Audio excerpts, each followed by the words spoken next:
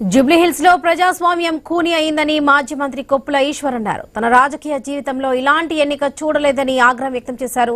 Jubilee Hills bypolls పై Koppula Eshwar fire అయినట్లుగా సమాచారం.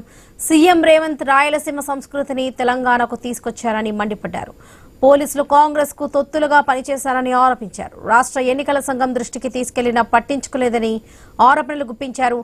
BRS ను ఎదుర్కొనే సత్తా లేక కాంగ్రెస్ బీజేపీ కలిసి పనిచేశాయని ధ్వజమెత్తారు.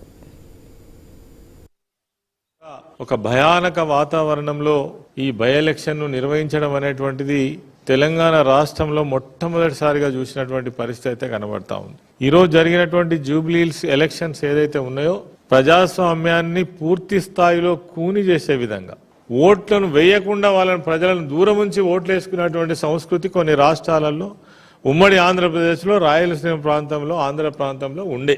కానీ తెలంగాణ ప్రాంతంలో స్వేచ్ఛగా ఓట్లు వేసుకునేటువంటి ఎవరి ఓటు వారు వేసుకునేటువంటి ఆ సంస్కృతి ఎలక్షన్ కమిషన్ గా మీరు కొన్ని చర్యలు తీసుకోనని నిన్న కూడా మేము హరీష్ రావు గారి నేతృత్వంలో చాలా మంది నాయకులం వెళ్ళి కొన్ని విషయాలు చెప్పడం జరిగింది. అయినా కానీ ఈరోజు ఎక్కడ మాత్రం అటువంటి చర్యలు తీసుకున్నట్టుగా కనబడలేదు.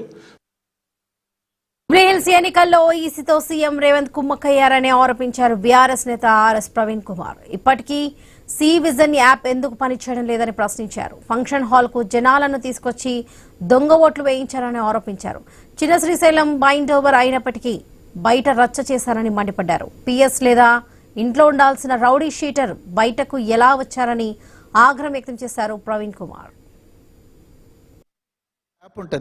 ఈ సి విజిల్ అనే యాప్ ఏ పౌరుడికైనా ఎక్కడైనా కూడా మోడల్ కోడ్ ఆఫ్ కండక్ట్ ఉల్లంఘన జరుగుతుంటే ఆ ఉల్లంఘనను వెంటనే ఫోటో తీసి లేకపోతే వీడియో తీసి ఆ జీపీఎస్ లొకేషన్తో అప్లోడ్ చేయాలి. ఈరోజు అందరూ ప్రజలు గుర్తించాల్సిన అవసరం ఏంటంటే ఈ సి విజిల్ అనే యాప్ ఈ రోజు కూడా పనిచేస్తలేదు.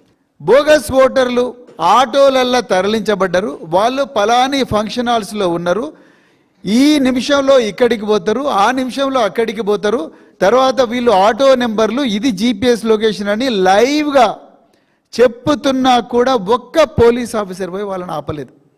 13 సంవత్సరాల అమ్మాయితో కూడా ఓటేయించారు. మా దగ్గర వీడియో ఉన్నది. 13 సంవత్సరాల అమ్మాయితో కూడా ఓటేయించారు. అది అడిగినందుకు పావని గౌడ్ గారు అదేవిధంగా సంగారెడ్డి ఎమ్మెల్యే చింత ప్రభాకర్ గారి మీద దాడి చేసిండ్రు.